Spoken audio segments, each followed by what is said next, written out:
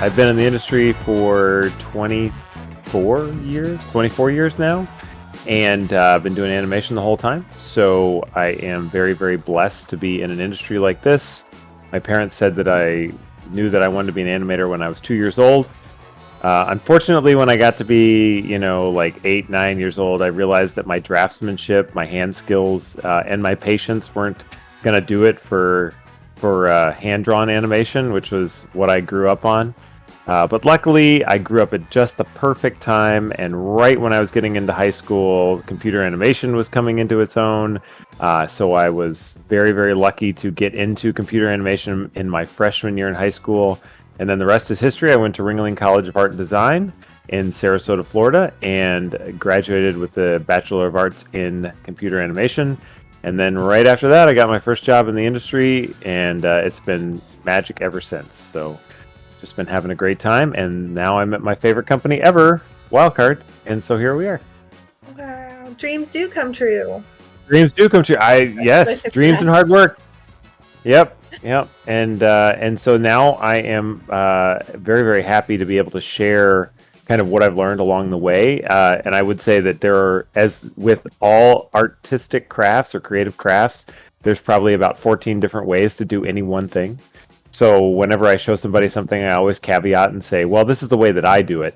And I'm sure that there are more efficient ways or ways that other people do it, but this is the way that I've learned to do it. So I will leave it at that. I will just say that do your own research and go and find better ways, because there's always better ways to do stuff. So, and a million different ways. Indeed, yeah. Yes, like in Photoshop, there's a million different ways to do anything. So right on. Right. Well, okay. What are we working on today? Well, let me share my screen and let's get started. So like I said, I have to share my entire screen. So if something does pop up, I apologize. There's like some notifications and stuff. So you guys should be able to see my screen now. The downside is that I can't see the chat when this is up. So if somebody does have a question, if you want to call that out, or if you want to just ping me, then let me know. Yeah, I'll shout them out. Can everybody see this? Sure can. Okay, so this is one of our new characters. This is called a minion. All rights belonging to Illumination Studios. This is not the minion from Gru's group, but this is the codename Minion right now. And he is a character that is going to be running around in groups and carrying a battering ram. But when that battering ram is destroyed, they're going to be left kind of to their own devices. So what I'll be working on is an individual animation for just one of these characters. You may notice that on the right-hand side, there's a bunch of different characters that are visible. And I'm just going to turn those off and on just to show them. So we have 4 different characters. And we just call them, 1, 2, 3, 4 for now. But they're each individual. And I'll just go ahead and let's just go for O2. O2, I think, is my favorite. Wait, which was O3 is the one who has the... Oh, 04 has the little earrings that are going to be in there. So he's kind of like a pirate. So we'll go ahead and use him. And what you're seeing here is what we call the rig file. So this is the file that has the character and all of the controls in it. And I'll just kind of go through that really quickly. When the character is built or modeled in a 3D modeling program, you have what's called the mesh. And so the mesh is the 3D object that the character is made up of. It's made up of these little squares and triangles that are called polygons, and this is a 3D object. So you've got an object that is sort of existing in 3D space. It's like a little clay model, and you can see that it's pretty simplified. It's not really that dense when it's modeled. It's a very dense structure, and then we knock it down so that when we rig it, it's a little bit easier. And when I say rigging, what I mean is there are these things called joints that we put into the model, and I will show those. So you can see that there's this structure inside of the model that is very similar to what a bone structure within your body would be, right? So you have the hips, you have the spine that runs up, these arms, and then you've got fingers, and then each of these are called joints. And so these joints, in turn, bend and move the model. We call it deforming the model. And so if I take this thing here and I just kind of rotate it, you can see it kind of bends and moves the model. But on top of that, we have what is called the rig. So if I show another thing here, This is called the rig, and the rig is what we use to move the character around. It's these controls that I can grab, and then they move in turn move the bones, which move the object. So it's a little bit of a complicated process, but it's very, very functional, meaning that we can get these and we can move them around and animate them so that they look like a real little character running around in game. So there we go. This is the basic introduction of what a rig is. So in here we have a rig with all of these controls. I'm going to move these controls around, and that's how you do animation. And I'll kind of talk a little bit about that once I get into the animation file. But now that I have this rig file done, I'm going to go ahead and save that, and I'm going to open up another file. This will be the animation file. And I'm going to be working on an animation called a melee animation. And that's simply put just an attack. So this character is going to attack, and there's a number of animations that make up how a character moves in game. One of those is what's called a basic attack, and this is when the character wants to do damage. This is the attack that they will play. So you'll see that it is a blank file. It doesn't have any of that stuff in it that we had before. Because I have not brought in the rig file. Now, we use a system called referencing, and what that does is when I have an animation file, I point to another file, which is the rig file, and then I do all the motion and animation in this animation file. But if I ever want to update any of the character, if I want to make a change to his model or his texture or the rig, I want to add pieces, I want to subtract pieces, I want to fix a problem, I do that in the rig file, and the reason that we do that is we could have as many as 100 animations on a character, and if you want to fix something, you don't want to fix it 100 times, you want to fix it once. So we point back to this rig file and then reference that into the animation. So if I update the rig file, it'll go and update it in all of the animation files. So very simple process. It also makes it so that I can't mess anything up. In the rig file, things are exposed and I can do things, but in the animation file, I really only can move the character around and not really mess any of those things up. So it's a little bit of a safeguard too. So what I'm going to do is I'm going to go up here, and this is a program called Maya, by the way. I'm working in Maya, which is a 3D program. It's been around for about as long as I've been in the industry. When I got into my senior year of college was Maya 0.5 was what we were using. And so I've walked with Maya my entire career, and that's what we're using primarily for animation on the project. So what I'll do is I'll go up here into my file menu, and this, like any Adobe product or any other product you've ever seen, has just a simple menu system. I'll go up here and I will go into my reference editor, and I'll open this up. And I'll just go up here and I'll go File and Create Reference. And what I want to do is I want to point to this Minions rig, and I will open that up, and you'll see that it will bring that in. And there is my character. So the same thing I was looking at in the rig file, except over here in the left, you can see that the names are sort of messed up, right? So it's got this Minions rig, and then it's got a colon, and this is what's called a namespace. This just tells me that this is a reference file. I'm not working in the actual file. So what I do is I actually just shorten this to a very simple thing so I can still read all of it over there. And then once that's done, then I'm just going to close that out. I won't need that anymore. And now I've got this character. I can move it around. I'm going to need to do a little bit of a setup though first. There's a couple of things that I tweak. One of those is I set it to 30 frames a second down here. We're going to be animating in 30 frames a second. And I set the first frame to 0. This is sort of a personal preference. I always like to start on the 0 frame. It just gives me the math is a little bit easier, I'll say that. If we ever do a looped animation, I like to do it on like I'll do 40 frames, and then you know that 0 to 40 is your animation. If you do it 1, you kind of got to do 1 to 41, so the math gets a little bit weird. I just do it easy for the math, so I set the first frame to 0. So once I've got this character referenced in, then I'll just go ahead and save this. I will be saving my file a lot. Things tend to crash when you're working in advanced programs, and Maya is no exception, so I'm just going to save that out. Now, you might be asking, what are all these things over here? So let me show you. We use a rigging system called Advanced Skeleton.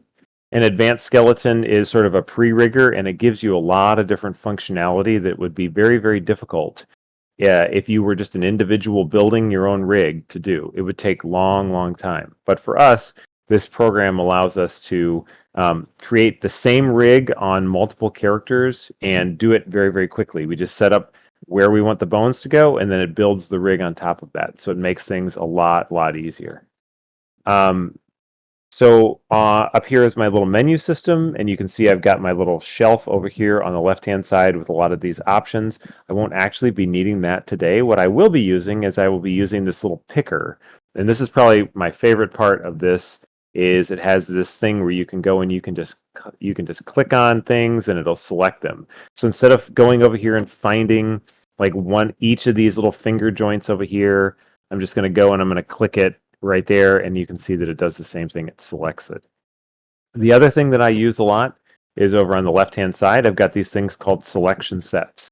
And this allows me to select a part of the body and animate it relatively quickly. So if I just go over here to my arm, my R arm, and I say select set members, it'll select the arm. And you'll see how that'll come into play a lot when we're doing the animations. So now I've got my rig file. It's all referenced in. I've got my picker. So the next thing that I need to do is, because this is an attack animation, it has to flow from and to what's called a pose. When our characters are in the world, we don't want them just kind of standing in this sort of neutral pose. This is a rigging or a T-pose, and it's very boring. So what we do is we create a unique pose. We call that the idle pose, and then we animate the character in that idle pose. So if they're not doing anything, they just stand around in this idle pose and play a little animation. Now, I don't have my character in that pose right now, so I need to get him into that before I even start my animation. So I'm going to make sure that I'm on frame 0. I'm going to open up this little thing here, and this is called Poseman. And Poseman is a little script that I use that I can capture a pose from another animation, and I can just bring it in.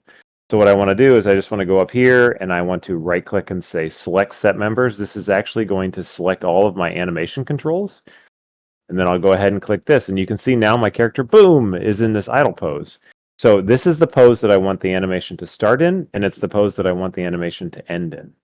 So I won't be needing my pose man anymore. So I'll just go ahead here and I'm going to hit S. S is the key that I use to set my keys. But you'll notice that I've got this little thing ticked down here. It's like a little red square with like a circle in it. And what that is it's called auto key.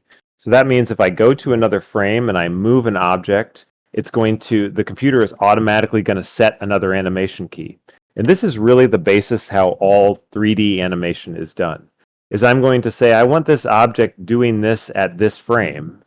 And then I'm going to go to a later frame, which is a later time. And I'm going to say, I want the object doing this at this frame. And the computer is going to fill in all of the things in between. Now, like I said, when I was young, I wanted to be a 2D animator, but a 2D animator has to draw every single frame. With this, the computer does a lot of the busy work for you, so you don't need to do that. For instance, let's just say that I take my root. My root is sort of the center of my character, right?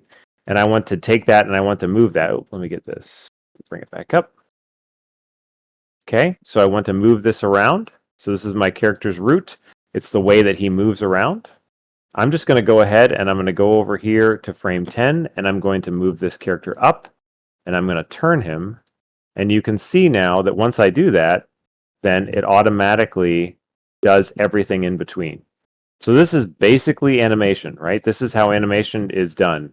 I'm just going to set keys along this timeline, and then the computer is sort of going to fill in all the gaps.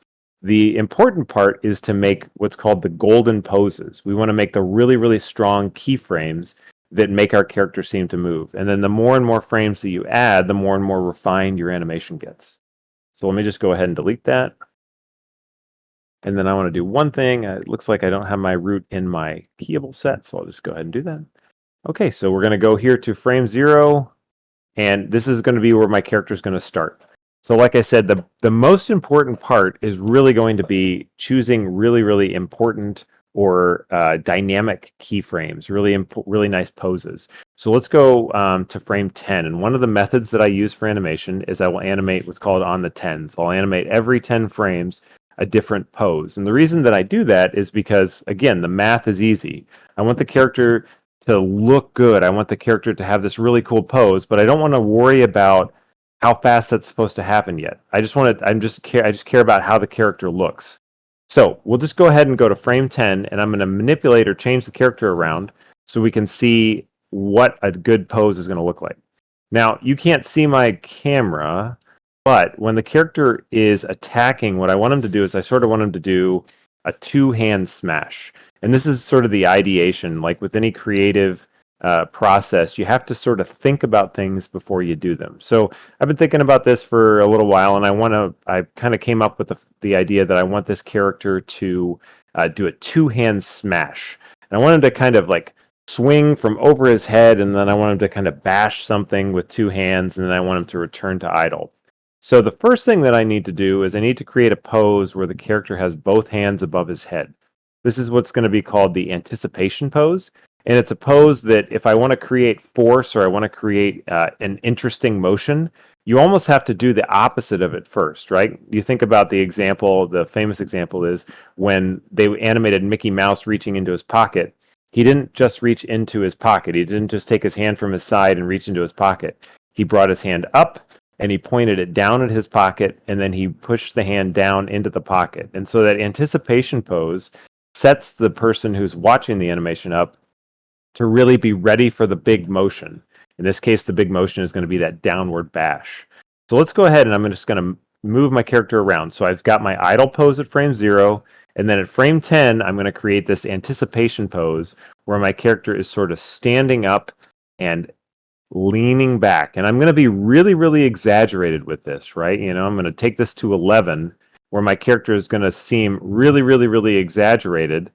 And we'll even exaggerate it a little bit further. But I've always found in my animation that if you go more exaggerated at the beginning, you can always draw back. You always go heavy at first, and then you can bring it back to make it a little bit more believable. But if you don't, if you go the opposite and your character is not really exaggerated enough, it's more difficult to add in that exaggeration. So what I do is I go a little bit more exaggerated at every pose, and then I'll come and I'll draw back if I don't need it. So what he's going to do is he's going to lift this foot up. He's going to have that kind of out in front of him to kind of counterbalance his motion. His root is going to kind of come back just a little bit, and then it's going to arc way back like this. Okay? And then his back, I'm going to select these two spine nodes. The spine is going to be what runs up his back and kind of changes his chest or moves his chest. And again, I'm going to lean him way back, and I'm actually going to start moving this up and back. And you may be asking, well, how can he possibly do that? He doesn't look like he's on balance. I'm not really worried about that right now. I'm more worried about making kind of a fun, exaggerated pose. So this is just going to be kind of a quick sketch, right? And you can always go back and you can refine these once you've got your animation done a little bit further. But for right now, I'm just going to go pose to pose and block something in. So let's have him kind of leaning his head back a little bit, but he's still kind of looking forward. Okay, so now I'm going to move one of the arms. I'm just going to take his arm, I'm going to bring it way up to his neck, and then I'm going to take the shoulders and I'm going to come way up over the head. And again, I'm just going to push this and exaggerate this so that my character really, really kind of almost looks kind of cartoony almost, right? I'm going to stretch these out. So I'm going to take the elbow joint and I'm going to pull it way back here. And then I'm going to take the hand and I'm going to pull it way back here. So he's kind of arcing his hand way back. And then last but not least, I'm going to take these fingers and I'm going to clench his fingers in. Now, it looks like his fingers are kind of spreading out a little bit, so I'm going to make a nice solid fist. And you can see I'm doing all of this in the same way as I'm just grabbing these controls. I'm moving them around and just kind of manipulating the character until he gets into a state that I really like. So clench that up, and I've got this thumb that's kind of fighting with my fingers. And most of the time, you don't really worry about little things like this, but because we're doing an animation demonstration today, I'll go ahead and make sure it looks a little bit more passable. Okay, so now I've got my right arm to a point where it's looking pretty good. This is actually looking like it's exaggerated enough for me right now. Maybe I'll push it a little bit further in a little bit. But I got the arm way up. And one of the cool things about this script is that this rig system, Advanced Skeleton, is it's got a feature where I can actually take something that I've done on one side and I can mirror it to the other. So in this case, it's going to be the arm. And I've created these selection sets on the left-hand side over here. You can see them, our arm and our fingers. So what I'm going to do is I'm going to mirror it over to the other side. So if I hold down Control and select these two, I'm going to select my set members. And what that means is it's just going to select all the controls that make up the right arm. I'm going to go up here to pose and I'm going to say mirror. And I'm just going to say I want to swap I want to move the right to the left. And when I hit that, you can see, boom, it moves the arm up there. And my character is now super swinging back and getting ready to slam something on the ground. Let's go ahead and even push him just a little bit further. I'm actually going to push the root up so that he's kind of standing on his tiptoes almost. And I'm going to make him kind of stand up on that tiptoe a little bit, and I'm going to push this leg up and out just a little bit. Okay, so I've got my character in a pose there. I'm just going to make sure that I have a key for all of my keyable controls. And now you can see he's moving from the idle pose and he's coming back and getting ready to hit. And this is what's called a key pose or a golden pose. This is like a main keyframe in the animation. So I always want this to be something that the player sees. Whether we're going to pause a little bit on that, we'll figure it out. But right now, this pose is going to be part of the animation that I want the character or the player to see. So then the next big pose, there's lots of other things that happen in between this and the next big pose, but the next big pose is going to be the point where the character contacts the ground, right? So I'm going to go to frame 20 and I'm going to set my next pose. So I'll take my root, and I always move the root first. Like it is the place where all things come from. It is sort of the source.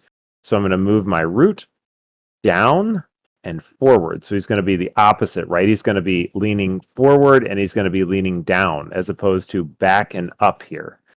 So he's leaning forward, he's leaning down, and I'll select my feet and I'll just take that roll out of there so that he's still planted on the ground. And then just like I did with the other one, I'm going to mirror, but in this case, I'll mirror left to right.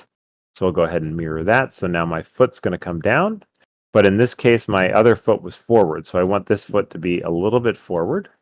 So he's going to swing and he's going to plant that foot.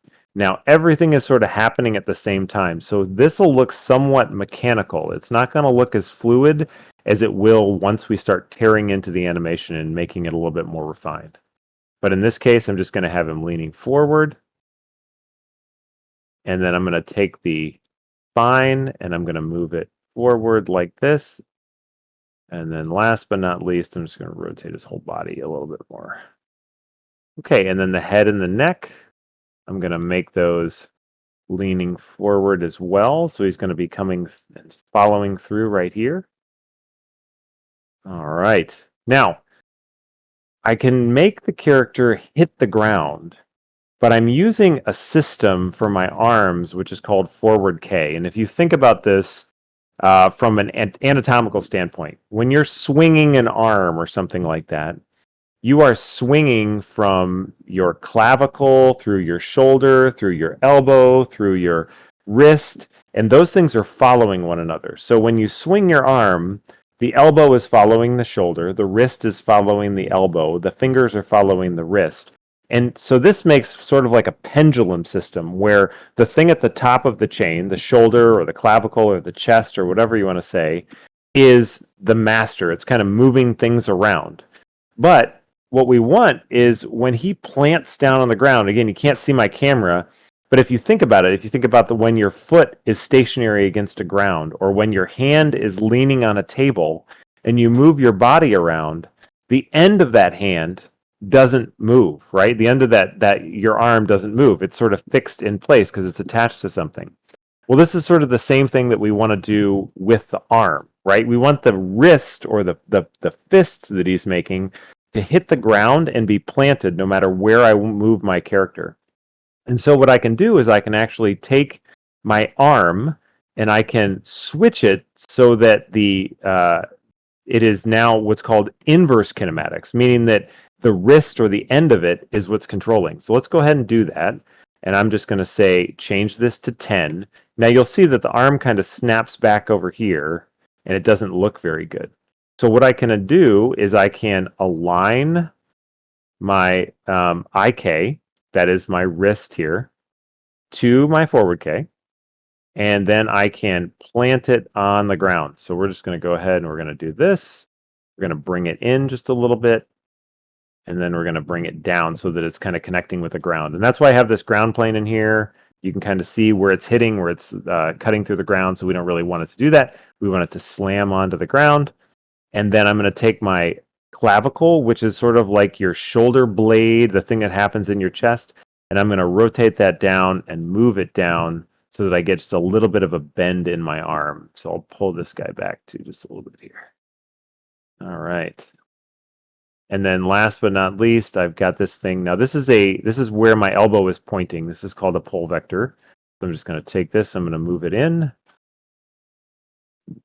All right. And then last but not least, I'm going to extend the length of my arm. So I'm going to kind of play with how long the arm is. And you can see that it kind of makes a nice little kind of curve as he's hitting the ground. So let's go ahead and do the same thing we did before, where I select my arm and fingers, and then I'm going to mirror them to the other side. And you can see when I do that, it kind of flips the wrist around. There's a little something weird in this particular rig, so I'm just going to go ahead and fix that. All right, and so now I've got a character that is hitting the ground and is hitting it really hard. So let's adjust some of this so I don't get this weird like humpback here. Let's select this and move this up. And then I'm going to point his head down a little bit more. And the neck. Okay, so there's the neck. Okay. So now my character is hitting the ground. And you'll see that you're going to get this weird kind of blend in between. But like I said, right now we're more concerned with the key poses. So in this case, I've got this key pose here where the character is leaning back. And then I've got this pose here where the character is hitting the ground. And like I said, we want them to start and end in the same pose. So let's go ahead and set a key on our keyables. And then I want him to return to his idle pose. So we'll go ahead and we'll set that at 30. So if I just make sure that my animation isn't too long here, you can see my character leans back, he swings through and he hits the ground, and then he returns to idle pose. Okay, so now I've got the key poses, and you can see there's only 3 real key poses in the whole animation. There is the idle pose, the recoil, and then the actual impact. So now what I'm going to do is I'm going to go in and I'm going to add in what are called breakdown poses. Breakdown poses are sort of the actions that happen in between the big main key poses, and they help to make the character flow. They display physics like follow through or weight. And so what I'm going to do is I'm going to add, the first thing I'm going to do is I'm going to add in a breakdown pose right here sort of in between so that my character doesn't look like he's breaking as he's swinging through this.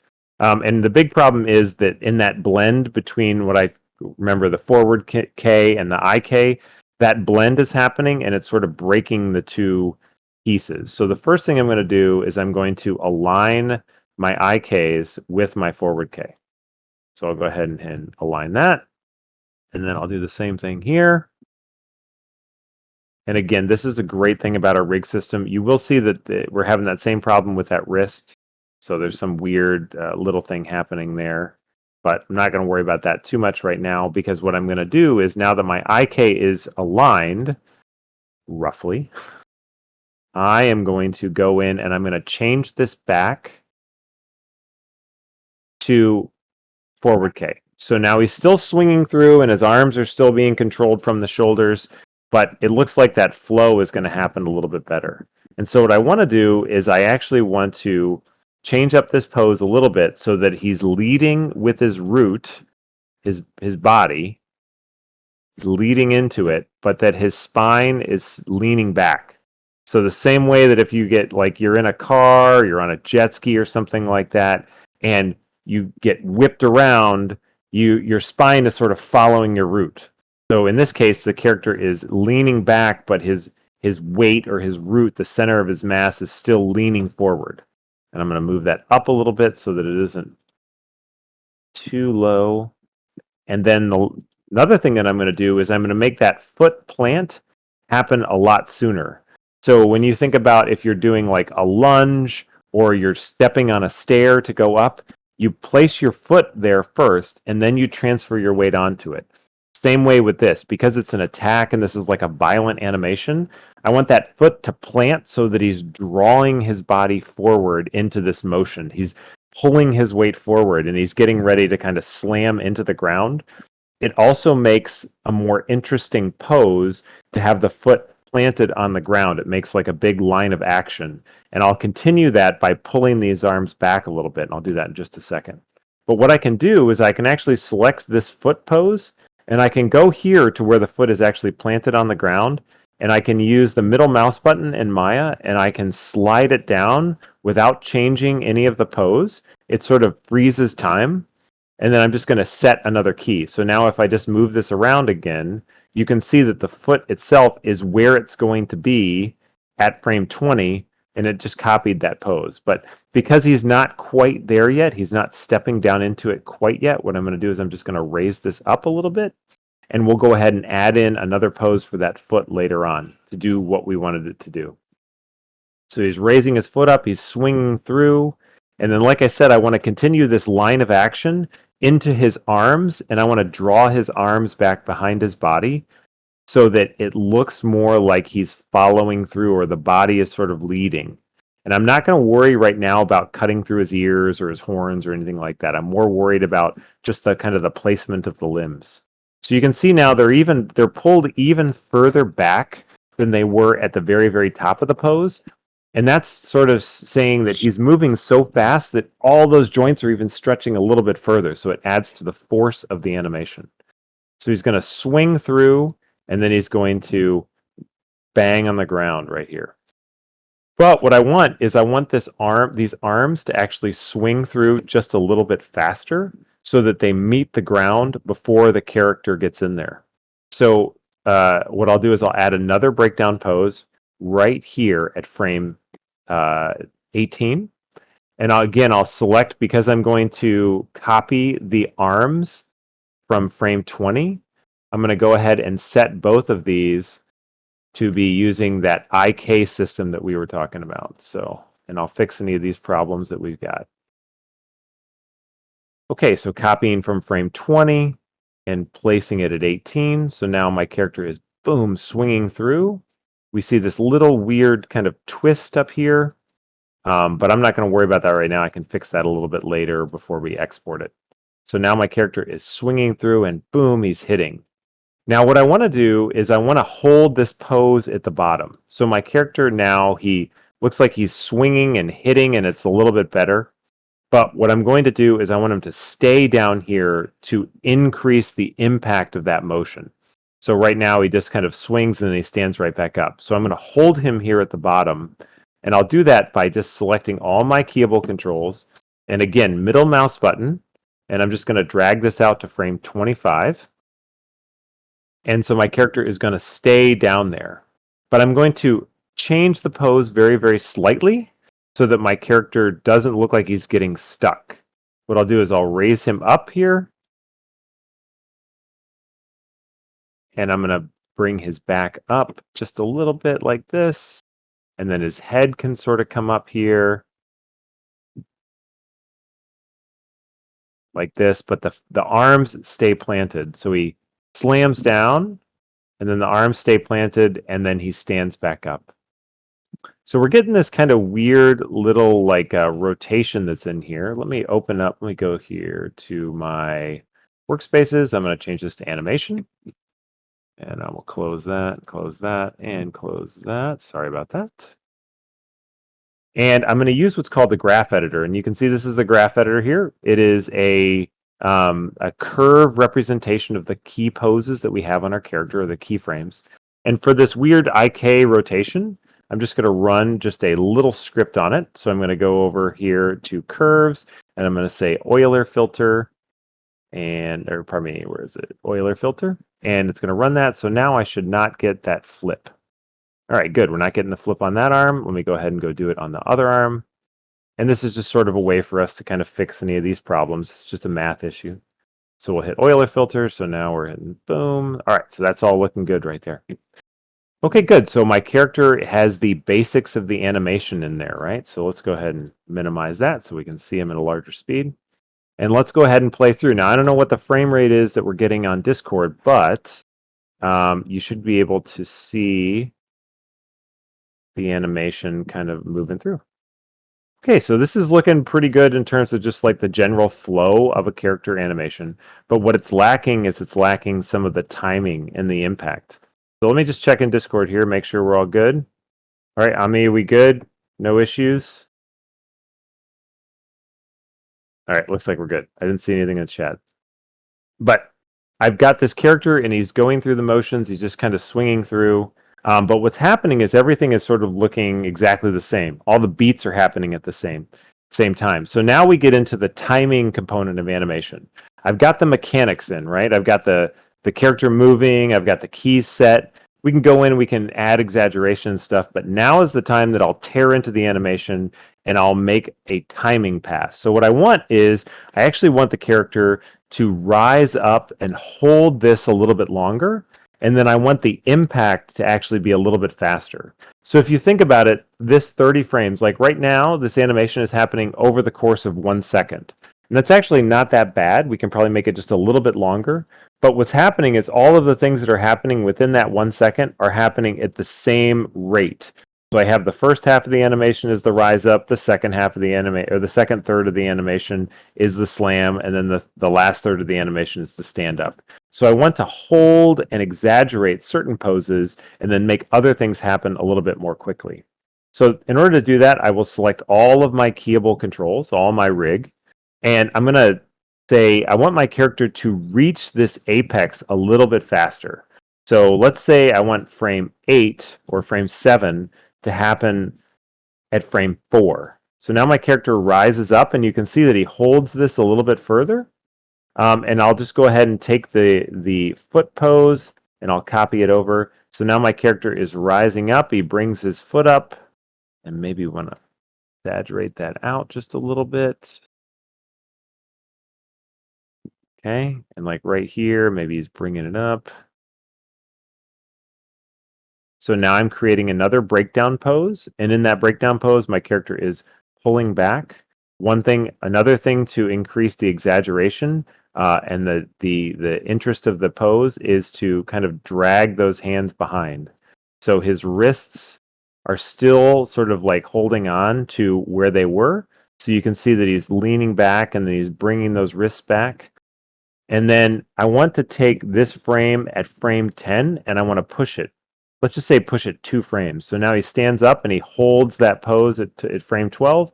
And then the actual swing you can see now went from, I think it's like 8 frames here before he slams, or even 10 frames, to 8 frames. I'm going to actually reduce that even further.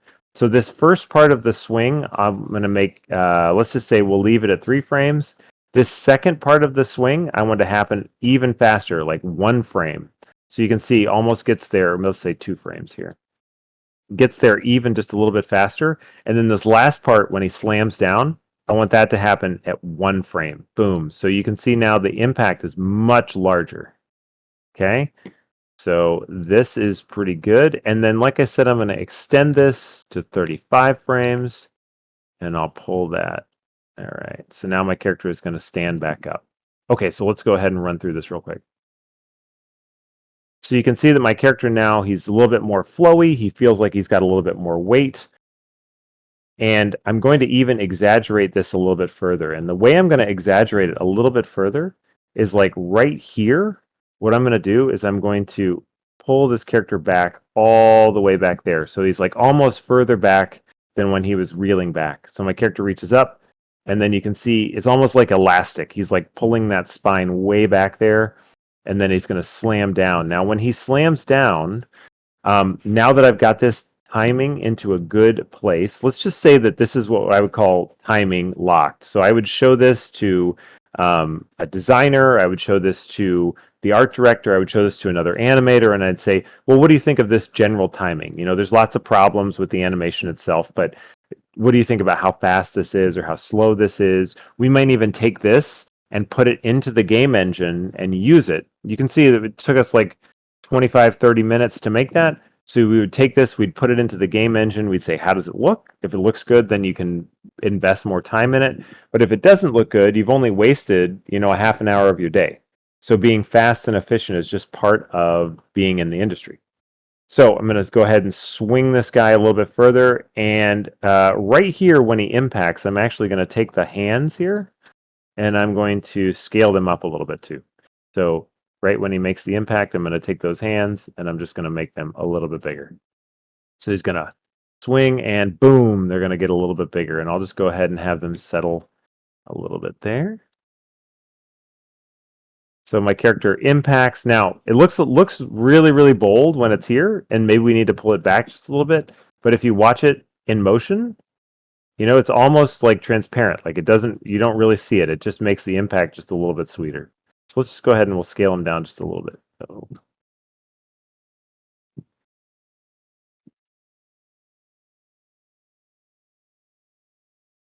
okay, so now that I've got this to a timing lock pose, and we got about 15 minutes left in the demo. So what I'm going to do is I'm going to start offsetting the keys. And what do I mean by that, right? So that's the term that you hear a lot in animation. It was something that you heard back in 2D animation, and it's something that we do in 3D animation as well. If you look at all of my keyable controls, all of the things that are happening, his foot moving, his chest moving, his arms swinging back, his foot planting, all those things are happening at the same time. They're all happening on the same keyframes here. So he's back and he's leaning back. It's all happening at frame 12. So when I add overlap or follow through, what that means is I take some of the keyframes on some of the different parts of the body. In this case, it's going to be the head. We'll start with the head and the neck. And I make those happen at a different rate, right? So I have them happen at a different time.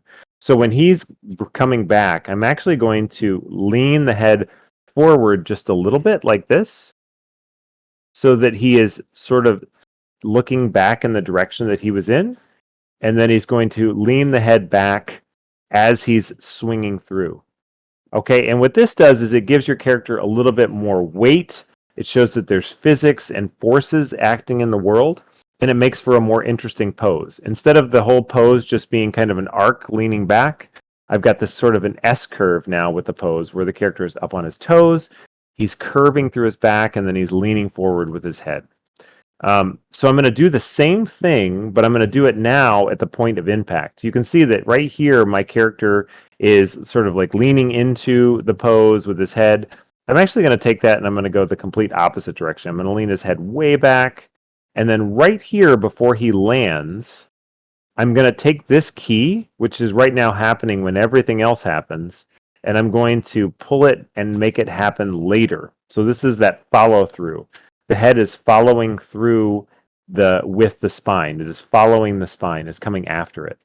So now the head, you can see, is kind of swinging down. And then I'm just going to have it leaning a little bit more forward here. And then when he stands up, I'm actually going to have the head leaning forward a little bit too. Again, very similar to when he leans back. So now my head leans back like that. All right, good. So that's looking pretty good. Same thing here with my arms. So right now, my arms, when he starts to stand back up, are moving with the body. So what I want is I want my arms to sort of stay on the ground for a few moments as he stands back up. So he's going to kind of push himself back up. So let's go ahead and take these frames that are at frame 24, and we're going to move them to frame 27. And then because I'm blending a little bit here, I'm going to select these, and I'm just going to set them to fully IK. And that's it, fully IK. So now he's kind of pushing off, and I'm going to lean it down just a little bit so that it looks like it's still kind of connected to the ground. So boom, he leans back. All right, so I'm getting a little bit of popping here. Let me see if I can fix that with my shoulder. Move the shoulder down a little bit. There we go. So now he's going to start standing up. And then the last thing I want to show you is what we call the settle of a character. So he's returning to his idle pose. He's going back into that stationary pose that he was in. But like when you and I move, when we stand somewhere, we don't just like immediately, boom, pop into position, stick straight up and down, right? Because we have weight, because our body has mass. Well, these characters have the same thing. And so what I'll do is I will extend this just a little bit more. And I'm going to select all of my keys here. And I'm going to just copy this pose here, frame 35, to frame 41. And that's just kind of a guess, right? So 41 is just a little bit beyond that. And what I want to do is I want to have my character kind of settle in. So I want when he steps with his foot, and I want that to happen just a little bit faster too. I'll go ahead and have that happen here at frame 31. And I'm going to have him step up a little bit. So the foot's going to kind of come up just a little bit. And then here in this pose, the root's going to come up just a little bit too. So he's standing up, he's drawing that foot back, he's putting it back down. And then when the root, or when the center of the character's mass comes and lands, I want that to kind of come down a little bit, because he's stepping and he's sort of settling his weight. So we'll have the character kind of step down. So he stands up, and then you can see he kind of raises back up. So I'll go ahead and angle him back into the pose just a little bit. So my character is going to come up here, and then he's going to come back down. And you can see that he kind of settles into the pose. And we'll do a little bit of his spine too. We'll kind of give him a little bit of swagger. So right here, he's kind of turning and leaning forward. And then right here, when he settles, we'll give him just a little bit of swagger. We'll kind of have him go sideways just a little bit. So now when my character settles in, you can see kind of sort of smooth moves into this last final pose. And then that way it makes it so that your character doesn't look very mechanical. It gives him just a little bit of weight. And we can go in, we can add a lot more of that, like with the arms. When he comes up here, the arms are maybe just a little bit bent. And we'll move this back here. And so that when he lands, you can see they kind of settle in just a little bit as well. Okay, so let's just run through the animation one more time before we got to close it out and get any last questions. But you can see that the pose is looking a little bit more exaggerated. The animation's looking a little poppy. So this would be what the character does in the game. And when we see him in the game, a lot of it is going to be the sort of behind him. So let's take a look at what it looks like behind him. Okay, that's looking pretty good. And then one thing that as animators we always do is if you just take your animation, and right now let's say my animation is 41 frames. So it's like 10 frames longer. It's like 1.3 seconds. So what I'm going to do is I'm going to take this whole thing, the all animation, and I'm just going to shorten it by about, I don't know, let's just say 4 frames, 5 frames. So my animation is about 10% faster. So let's go ahead and see what that looks like. And so that's one of the things that I found is when I animate, my first pass is generally a little bit slow, especially when you put it in the game and you're seeing it at gameplay speed. So adding that extra little boom, I'm going to back it up and I'm going to reduce this overall speed by about 10%, tends to make your animation look even better. So I'll go with this. I would put this in the game and see what that looks like and pass that by a designer.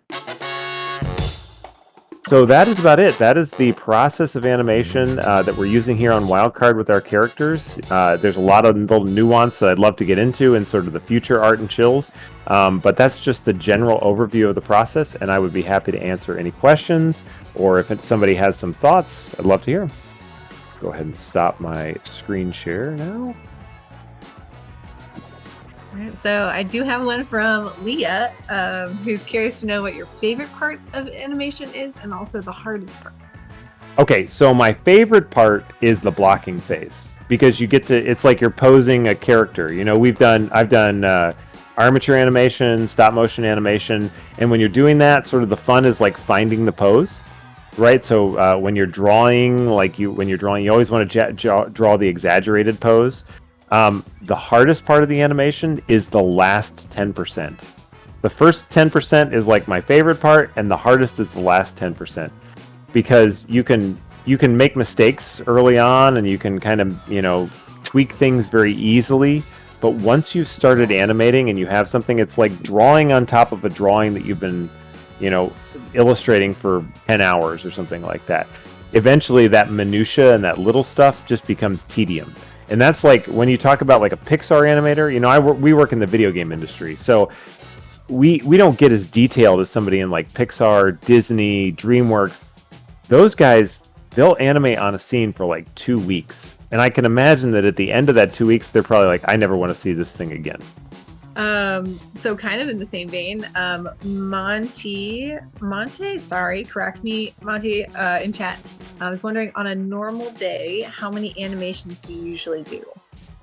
So, our characters can have up to 100 animations, but the character that you saw as a minion is a summon. It's like any one of the other characters that's in the game right now. So like Lump or Sport or any of those characters, they'll generally have anywhere between 20 to 30 animations. The goal should be between 10 and 15 animations a day.